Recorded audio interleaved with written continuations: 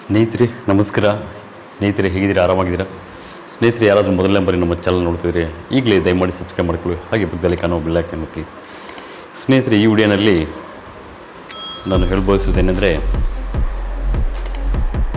ಮೊದಲ ಕಾಲದಲ್ಲಿ ಒಂದು ಒಂದು ಗ್ರಾಮಕ್ಕಾಗ್ಬೋದು, ಒಂದು ಹಳ್ಳಿಗಾಗ್ಬೋದು, ಒಂದು ದೇಶಕ್ಕಾಗ್ಬೋದು, ಒಂದು ರಾಜನಾಗಿ ಆಳ್ವಿಕೆ ಮಾಡಬೇಕಾದ್ರೆ ಜನರಿಗೆ ಎಲ್ಲರಿಗೂ ಸಮಾನವಾಗಿ ನೋಡ್ತಾಯಿದ್ರು. ಆ ಸಮಯದಲ್ಲಿ ಯಾವುದೇ ರೀತಿಯ ಜಾತಿ ಭೇದ ಭಾವಗಳು ಗಮನಿಸದೆ ಎಲ್ಲರಿಗೂ ಸಮಾನವಾಗಿ ನೋಡ್ತಿದ್ರು. ಹಾಗಾಗಿ ಎಲ್ಲರೂ ಸಮಾನವಾಗಿ ಕೆಲಸ ಮಾಡ್ತಿದ್ರು. ಯಾವುದೇ ರೀತಿಯ ಕುಂದುಕೊರತೆಗಳು ಕಾಣಿಸ್ಕೊತಿರ್ಲಿಲ್ಲ.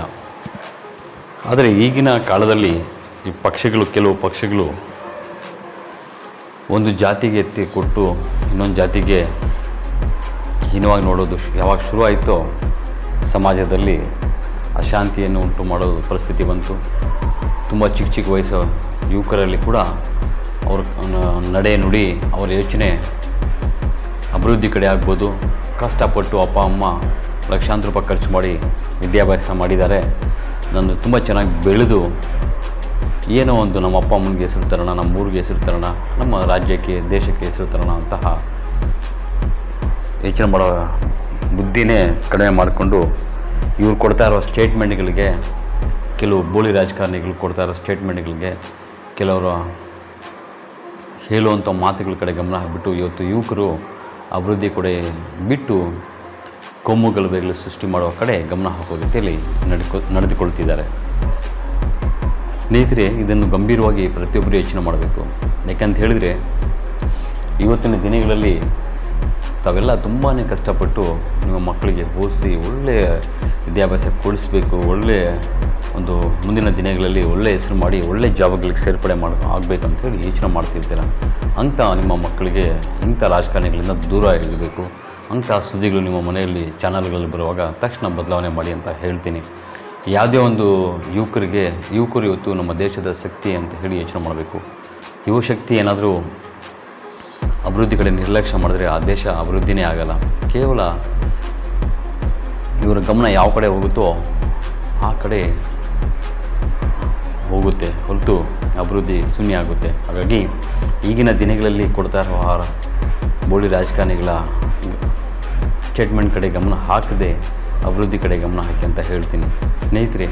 ಯಾಕೆಂತ ಹೇಳಿದ್ರೆ ಇವತ್ತು ನೋಡಿ, ಒಬ್ಬ 2 ಸಲ ಸಂಸದನಾಗಿ ಹಾಸನ ಜಿಲ್ಲೆಯಲ್ಲಿ, ಅದು ಕೂಡ ಒಂದು ಪಕ್ಷ ಸಂಸ್ಥಾಪಕರು ಮನೆಯ ಒಬ್ಬ ಅಯೋಗ್ಯ ಜನ ನಂಬಿ ಏನೋ ಒಂದು MP ಆಗಿ ಗೆಲ್ಲಿಸ್ಕೊಟ್ರೆ ನಮ್ಮ ಜಿಲ್ಲೆಗೆ, ನಮ್ಮ ಕ್ಷೇತ್ರಕ್ಕೆ ಅಭಿವೃದ್ಧಿ ಮಾಡ್ತಾನೆ ಅಂತ ಹೇಳಿ ಮತ ಹಾಕಿ ಗೆಲ್ಲಿಸ್ಕೊಟ್ರೆ, ಆತ ಕಷ್ಟ ಸುಖ ಹೇಳ್ಕೊಂಡು ಬರುವಂತಹ ಮಹಿಳೆಯರಿಗೆ, ತಮ್ಮ ಮನೆಗೆ ಕೆಲಸ ಮಾಡೋಕ್ಕೆ ಬರುವಂತಹ ಮಹಿಳೆಯರಿಗೆ,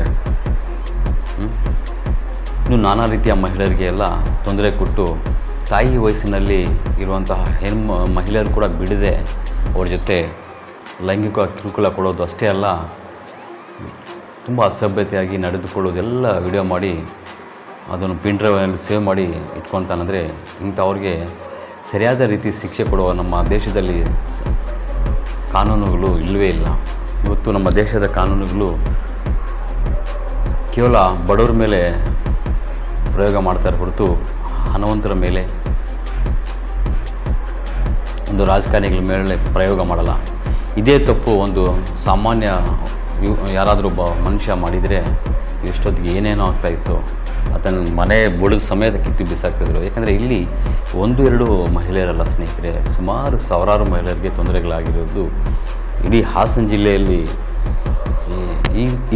ಈ ಘಟನೆಯಿಂದ ಇಡೀ ಹಾಸನ ಜಿಲ್ಲೆಯ ಹೆಣ್ಣುಮಕ್ಕಳು ತಲೆ ತೆಗೆಸುವಂತಹ ಪರಿಸ್ಥಿತಿ ಬಂದಿದೆ. ಆಚೆ ಓಡಾಡೋಕ್ಕೆ ಭಯ ಬೀಳುವಂತಹ ಪರಿಸ್ಥಿತಿ ಆಗಿದೆ. ಸ್ನೇಹಿತರೆ, ಈ ರೀತಿ ನಡೆದುಕೊಂಡು ಹೋದರೆ ನಾಳಿನ ದಿನಗಳಲ್ಲಿ ಬಡ ಹೆಣ್ಣುಮಕ್ಕಳು ಯಾವ ರೀತಿ ಬಾಳ್ತಾರೆ? ಅಕಸ್ಮಾತಾಗಿ ಒಂದು ಬಡ ಮನೆಗಳಲ್ಲಿ ಸುಂದರವಾದ ಹೆಣ್ಣುಮಕ್ಕಳಿದ್ದರೆ ಭಯ ಬೀಳೋ ಪರಿಸ್ಥಿತಿಗಳು ಬಂದುಬಿಟ್ಟಿದೆ ಸ್ನೇಹಿತರೆ. ಅದರ ಕಡೆ ಪ್ರತಿಯೊಬ್ಬರು ಯೋಚನೆ ಮಾಡಬೇಕು. ನೋಡಿ, 26ನೇ ತಾರೀಕು ಸುದ್ದಿ ಆಯಿತು. ಇಷ್ಟು ಹೆಣ್ಮಕ್ಳ ಜೊತೆ ಲೈಂಗಿಕ ಕಿರುಕುಳ ಕೊಡುವುದಲ್ಲ, ಅವ್ರ ಜೊತೆ ಅಸಭ್ಯತೆಯಾಗಿ ಬಲವತ್ಕಾರ ಮಾಡಿ ಅವ್ರ ಜೊತೆ ಕೆಟ್ಟದಾಗಿ ನಡ್ಕೊಂಡಿರೋದು ವಿಷಯ ಇಡೀ ದೇಶನೇ ನೋಡಿಬಿಟ್ಟಿದೆ. ಆದರೆ ಇವರು ಮಾತ್ರ ಐಷಾರಾಮಿಗೆ ಒಳಗಡೆ ಆಚೆ ಓಡಾಡ್ತಾ ಇದ್ದಾರೆ. ಅದಕ್ಕೆ ತಕ್ಕಂತೆ ಇವರ ಕುಟುಂಬದ ಪಕ್ಷವಾದ JDS ಪಕ್ಷದಲ್ಲಿ ಸಂಸ್ಥಾಪಕರಾದ ದೇವೇಗೌಡ ಸಾಹೇಬರು ಏನು ಮಾಡ್ತಿದ್ದಾರೆ, ಇವರು ಜನರಿಗೋಸ್ಕರ ಪಕ್ಷ ಕಟ್ಟಿದರೆ ಇವತ್ತು ಅವನ ಮೊಮ್ಮಗ ಅವನು ಆಗ್ಬೋದು, ಅವನ ಮಗ ಆಗ್ಬೋದು ರೇವಣ್ಣ ಅವರು ಒಳಗಡೆ ಮೆಟ್ಟಲ್ಲಿ ಹೊಡೆದು ಒಳಗಡೆ ಹಾಕ್ಸೋದು ಬಿಟ್ಟು ಇನ್ನೂ ಅವರು ಹಾಗೆ ಇದ್ದಾರೆ. ಅಂದರೆ ಇವತ್ತು ಮತ ಕೇಳುವ ಕೆಲಸದಲ್ಲಿ ಇದ್ದಾರೆ ಇವರು. ಆದರೆ ಇಷ್ಟು ಹೆಣ್ಣುಮಕ್ಕಳಿಗೆ ಇವರು ಮನೆ ಕಡೆಯಿಂದ ತೊಂದರೆ ಆಗಿದೆ ಅಂತ ಹೇಳಿ ಯೋಚನೆ ಮಾಡಿ ಇವ್ರಿಗೆ ಬೂಟಲ್ಲೋ ಮೆಟ್ಟಲ್ಲೋ ಹೊಡೆದು ಒಳಗಡೆ ಹಾಕುವ ಅದು ಬಿಟ್ಟು ಇವರು ಹೆಸರಿಗೆ ಮಣ್ಣಿನ ಮಕ್ಕಳು ಅಂಥೇಳಿ ಅದು ರೈತರ ಪಕ್ಷ ಅಂತ ಹೇಳಿಕೊಂಡು ಅದು ರೈತರ ಬೊಮ್ಮೆ ಇಟ್ಕೊಂಡು ರೈತರಿಗೆ ಅಲ್ಲ ಮಹಿಳೆ ಬೊಮ್ಮೆ ಇಟ್ಕೊಂಡು ತೇನೆ ಎತ್ತುವ ಮಹಿಳೆಗೆ ಬೊಮ್ಮೆ ಇಟ್ಕೊಂಡು ಇಡೀ ರಾಜ್ಯದ ಮಹಿಳೆಯರಿಗೆಲ್ಲ ಈ ರೀತಿ ಕಿರುಕುಳ ಕೊಟ್ಕೊಂಡು ಪರಿಸ್ಥಿತಿ ಮಾಡ್ತಾರೆ. ಅಂದರೆ ಇಂಥ ಪಕ್ಷವನ್ನು ನಾವು ಕಿತ್ತು ಬಿಸಾಕಬೇಕು ನಮ್ಮ ಇಡೀ ರಾಜ್ಯದಿಂದ ಅಂತ ಪ್ರತಿಯೊಬ್ಬರು ಯೋಚನೆ ಮಾಡಬೇಕು. ಇಷ್ಟೊಂದು ಮಹಿಳೆಯರಿಗೆ ಒಂದು ಎರಡು ಅಲ್ಲ ಸುಮಾರು ಸಾವಿರಾರು ಮಹಿಳೆಯರಿಗೆ ತೊಂದರೆ ಮಾಡಿದ್ದಾರೆ. ಅಪ್ಪ ಮಗ ಅಂದರೆ ಇವತ್ತು ತಾಯಿ ಒಬ್ಬ ಮಗ ಇವತ್ತು ಹೋಗಿಬಿಟ್ಟು ಸ್ಟೇಷನ್ಗೆ ಕಂಪ್ಲೇಂಟ್ಸ್ ಕೊಟ್ಟಿದ್ದಾನೆ. ನನ್ನ ಮುಂದೆಯೇ ನಮ್ಮ ತಾಯಿಗೆ ಕರ್ಕೊಂಡು ಹೋಗಿದ್ದಾರೆ. ನಮ್ಮ ಸ್ನೇಹಿತರಿಂದ ನಮ್ಮ ತಾಯಿಗೆ ವಿಡಿಯೋ ಇರೋದು ನಾನು ನೋಡಿದ್ದೀನಿ ಅಂತ ಹೇಳ್ಕೊಂಡು ಹತ್ಕೊಂಡು ಸ್ಟೇಷನ್ಗೆ ಹೋಗಿ ಕಂಪ್ಲೇಂಟ್ ಕೊಟ್ಟಿದ್ದಾನೆ. ಅಂದರೆ ಹುಡುಗನ ಮನಸ್ಸಲ್ಲಿ ಎಷ್ಟು ನೋವು ಇರಬೇಕು ಯೋಚನೆ ಮಾಡಿ. ತಾವು ಪ್ರತಿಯೊಬ್ಬರು ಅದ್ರ ಕಡೆ ಗಮನ ಹಾಕಬೇಕು. ಮಗು ಒಂದು ಹುಡುಗ ತಮ್ಮ ತಾಯಿಗೆ ಅವನ ಮುಂದೆನೇ ಬಲಾತ್ಕಾರ ಮಾಡ್ತಾರೆ. ಆ ವಿಡಿಯೋಗಳೆಲ್ಲ ಅವನ ಸ್ನೇಹಿತರೆಲ್ಲ ನೋಡಿ ನಿಮ್ಮ ತಾಯಿನೂ ಇದ್ದಾರೆ ಅಂತ ಹೇಳಿ ಅವನ ನೋವಿಗೆ ಬಂದು ಸ್ಟೇಷನ್ ಕಂಪ್ಲೇಂಟ್ ಕೊಡ್ತಾನೆ. ಇನ್ನೊಂದು ಹೆಣ್ಮಗಳು ಬಂದುಬಿಟ್ಟು ಅವ್ರ ತಾಯಿಗೂ ಹಿಂಗೆ ಮನೆ ಕೆಲಸಕ್ಕೆ ಹೋದರೆ ಬಿಡ್ಬಿಡಪ್ಪ ನಿನ್ನ ತಾಯಿ ವಯಸ್ಸು ನಾನಾದರೂ ಬಿಡದೆ ಅವನು ಬಲಾತ್ಕಾರ ಮಾಡ್ತಾನಂದರೆ ಇವರು ಯಾವ ನಾಯಿಗೆ ನನ್ನ ಮಕ್ಳು ಇವರು ಎಷ್ಟು ಚೆನ್ನಾಗಿ ಕೊಟ್ಟಿರೋ ನನ್ನ ಮಕ್ಳು ಇವರು ಅಂತ ಪ್ರತಿಯೊಬ್ಬರು ಯೋಚನೆ ಮಾಡಬೇಕು. ಪ್ರತಿಯೊಬ್ಬರಿಗೆ ಯಾವುದೇ ರೀತಿಯ ಮರ್ಯಾದೆ ಕೊಡಬಾರ್ದು. ಒಳ್ಳೆಯವ್ರಿಗೆ ಮರ್ಯಾದೆ ಕೊಡೋಣ, ಕಾಲು ಮುಕ್ಕೊಳ್ಳೋಣ, ಕಾಲು ನಮಸ್ಕಾರ ಹಾಕೋಣ. ಆದರೆ ಇಂಥ ಹಲ್ಕಟ್ಟು ಕೆಲಸ ಮಾಡೋವಂಥವ್ರು ಈ ರೀತಿ ಗಲೀಜು ಕೆಲಸ ಮಾಡೋರಿಗೆ ಯಾವ ಮರ್ಯಾದೆ ಕೊಡಬೇಕು ನನ್ನ ಮಕ್ಕಳಿಗೆ ಅಂತ ಪ್ರತಿಯೊಬ್ಬರು ಯೋಚನೆ ಮಾಡಬೇಕು. ಇವತ್ತು ತುಂಬ ನೋವಾಗುತ್ತೆ. ಇಷ್ಟೆಲ್ಲ ನಡೆದ್ರೂ ಇವ್ರಿಗೆ ಸರ್ಕಾರ ಒಳಗಡೆ ಆಗದೆ ಇರೋದು, ಕಾನೂನು ಸತ್ತೋಗಿದೆ. ಪೊಲೀಸ್ ಇಲಾಖೆಯವರು ತನಿಖೆಯಲ್ಲೇ ಇದ್ದಾರೆ ಹೊರತು ಒಳಗಡೆ ಇನ್ನೂ ಒಳಗಡೆ ಹಾಕಿಲ್ಲ. ಅದು ಒಂದು ಸ್ವಲ್ಪ ಮನಸ್ಸು ನೋವಾಗುತ್ತೆ. ಅದೇ ಸಾಮಾನ್ಯ ಒಂದು ಹುಡುಗ ಪ್ರೀತಿ ಪ್ರೇಮ ಅಂಥೇಳಿ ಒಂದು ಮುಸ್ಲಿಂ ಯುವಕ ಅವನು ಹತ್ಯೆ ಮಾಡಿದಾಗ ಇಡೀ ರಾಜ್ಯದ ಇವ್ರು ಕೆಲವರು ಇದ್ದಾರಲ್ವ, ಶೋಭಾ ಅವರು, ಅಶೋಕ, ವಿಜೇಂದ್ರ, ಲೂಟಿ ರವಿ, ಯತ್ನಾಳ್, ಪ್ರತಾಪ್ ಇವರೆಲ್ಲ ಏನು ಧ್ವನಿ ಎತ್ತೋದು ಇವತ್ತು ಇವ್ರಿಗೆ ಕಣ್ಣು ಕಾಣಿಸಲ್ಲ. ಇಷ್ಟೊಂದು ಹೆಣ್ಮಕ್ಳಿಗೆ ತೊಂದರೆ ಆಗಿದೆ. ಇಷ್ಟೊಂದು ಹೆಣ್ಮಕ್ಳ ಮನೆಗಳಲ್ಲಿ ಅಶಾಂತಿ ಉಂಟಾಗಿದೆ. ಅವ್ರ ಮನೆಗಳಲ್ಲಿ ಯಾವ ರೀತಿ ಅವರು ಜೀವನ ಮಾಡ್ತಾರೆ, ಯಾವ ರೀತಿ ಅವರು ಸಂಸಾರ ಮಾಡ್ತಾರೆ ಅಂಥೇಳಿ ಯಾರೂ ಯೋಚನೆ ಮಾಡ್ತಿಲ್ಲ. ಅಂದರೆ ಇವ್ರ ಕಣ್ಣಿಗೆ ಕೇವಲ ಮುಸ್ಲಿಮ್ಸರು ಮಾತ್ರ ತೊಂದರೆ ಮಾಡಿದ್ರೆ ಮಾತ್ರ ಇವರು ಆಚೆ ಬರ್ತಾರೆ. ಉಳಿದ ಯಾರಿಗೇ ಮೋಸ ಆಗಿರಲಿ, ನಮ್ಮ ರಾಜ್ಯದಲ್ಲಿ ನಮ್ಮ ದೇಶದಲ್ಲಿ ಯಾರಿಗೇ ಮೋಸ ಆಗಿರಲಿ ಏನು ಇವತ್ತು ಧ್ವನಿ ಎತ್ತಲ್ಲ. ಕೇವಲ ಮುಸ್ಲಿಮರಿಂದ ಮಾತ್ರ ತೊಂದರೆ ಆದರೆ ಮಾತ್ರ ಇವ್ರು ಧ್ವನಿ ಎತ್ತಿದ್ದಾರೆ. ಅಂದರೆ ಇವರು ಯಾವ ನಾಲ್ಕು ಇಟ್ಕೊಂಡು ಇವರು ಯಾವ ಮುಖ ಇಟ್ಕೊಂಡು ಇವರು ರಾಜಕೀಯ ಮಾಡ್ತಾರೆ. ಇವ್ರಿಗೆ ಯಾರು ರಾಜಕಾರಣಿಗಳು ಯಾರು ಇವ್ರಿಗೆ ತುಂಬ ಯೋಚನೆ ಮಾಡಿದ್ರೆ ಎಲ್ಲೆಲ್ಲ ಹೋಗುತ್ತೆ ಸ್ನೇಹಿತರೆ. ಪ್ರತಿಯೊಬ್ಬರು ಒಂದು ಅರ್ಥ ಮಾಡ್ಕೊಳ್ಳಿ.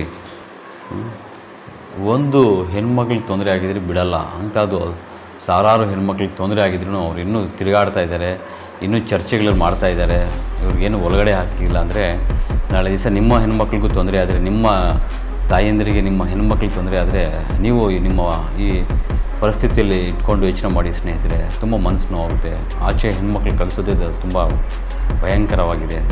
ದಯಮಾಡಿ ಯಾವುದೇ ಪಕ್ಷ ಆಗಲಿ ಯಾರೇ ಆಗಲಿ ನಿಮ್ಮ ಹೆಣ್ಮಕ್ಳಿಗೆ ಆಗಲಿ ರಾಜಕೀಯದ ಕಡೆ ಗಮನ ಹಾಕಿಸದೇ ಬಿಡಿ, ಅವ್ರ ಮನೆಗಳಿಗೆ ಕಳಿಸ್ಬೇಡಿ ಅಂತ ಹೇಳಿ ನಾನು ವಿನಂತಿ ಮಾಡ್ಕೊತೀನಿ. ಇನ್ನೊಂದು ಈ ಥರ ಸುದ್ದಿಗಳು ಇನ್ನೊಂದ್ಸಲ ನಾವು ಕೇಳಲೇಬಾರ್ದು ನಮ್ಮ ಜೀವನದಲ್ಲಿ ಅಂತ ಪ್ರತಿಯೊಬ್ಬರು ಯೋಚನೆ ಮಾಡಬೇಕು. ಏನೇ ಕಷ್ಟ ಬರಲು ಮನೇಲಿ ತಿನ್ನೋಕ್ಕಿಲ್ಲ ಅಂದರೂ ಇಂಥ ರಾಜಕಾರಣಿಗಳು ಮನೆಗಳಿಗೆ ಕಳಿಸ್ಬಿಡಿ ಅಂತ ಹೇಳ್ತಾ, ನಮ್ಮ ರಾಜ್ಯದಲ್ಲಿ ನ್ಯಾಯ ಸತ್ತೋಗಿದೆ ಈ ಸುದ್ದಿಯಿಂದ ಗೊತ್ತಾಗುತ್ತೆ. ಅಂದರೆ ನ್ಯಾಯಪರವಾಗಿ ಇದ್ದಿದ್ದರೆ ಇವತ್ತು ಇವರೆಲ್ಲ ಇಷ್ಟು ಹೆಣ್ಮಕ್ಳಿಗೆ ತೊಂದರೆ ಆಗಿ ಮಾಡಿರುವಂತಹ ಈ ಮನುಷ್ಯರಿಗೆ ಇಬ್ಬರಿಗೂ ಅಪ್ಪ ಮಗನಿಗೆ ಮೆಟ್ಟಲು ಹೊಡೆದು ಒಳಗಡೆ ಆಗಬೇಕಾಗಿತ್ತು. ಎಲ್ಲ ರೀತಿಯ ಟ್ರೀಟ್ಮೆಂಟ್ ಕೊಡಬೇಕಾಗಿತ್ತು. ಆದರೆ ಇವ್ರು ಕೊಡದೆ ಇನ್ನೂ ಇವರು ಬೋಲಿ ಮಕ್ಕಳು ಆ ಪಕ್ಷದ ಮೇಲೆ ಈ ಪಕ್ಷದ ಮೇಲೆ ಹೇಳ್ಕೊತಿದ್ದಾರೆ ಅಂದರೆ ಏನು ಹೇಳೋದು ಅರ್ಥ ಆಗ್ತಿಲ್ಲ. ದಯಮಾಡಿ ರಾಜಕಾರಣಿಗಳ ಮನೆಗಳಿಗೆ ನಿಮ್ಮ ಹೆಣ್ಮಕ್ಳು ಕಳಿಸ್ಬೇಡಿ.